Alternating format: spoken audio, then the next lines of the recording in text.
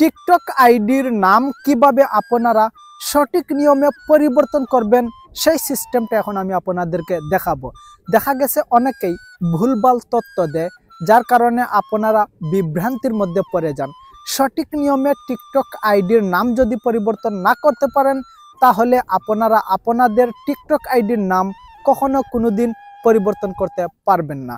আর এই নিয়মে যদি আপনি আপনার টিকটক আইডির নাম পরিবর্তন করেন, তাহলে 1 মিনিটের মধ্যে পরিবর্তন হবে তো হবেই, সাথে সাথে আপনার পরবর্তীতে যেই ভিডিওগুলো আপলোড করবেন সেগুলো কিন্তু ভাইরাল হওয়ার সম্ভাবনা থেকে যায়।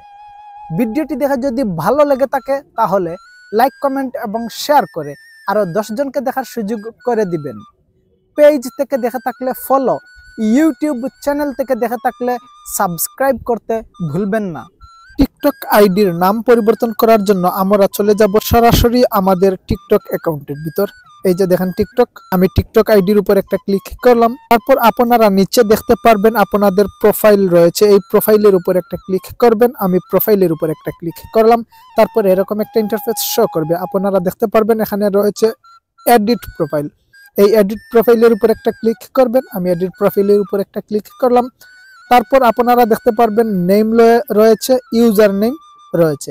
আপনারা চাইলে দুটাই পরিবর্তন করতে পারবেন। আমি নেম পরিবর্তন করে দেখাবো। এই নেমের উপর একটা ক্লিক করলাম। তারপর আপনি যেই নামটি দিতে চান সেই নামটি দিয়ে দিবেন। আগের নামটি এখান থেকে কেটে দিবেন। আমি কেটে দিচ্ছি। আমি নামটি দিয়ে দিলাম মিস্টার 420। নাম দেওয়ার শেষে আপনারা দেখতে পারবেন এখানে সেভ লেখা রয়েছে। এই সেভের উপর একটা ক্লিক করবেন। আমি সেভের উপর একটা ক্লিক করলাম। পুনরায় আপনারা কনফার্মের উপর একটা ক্লিক করবেন।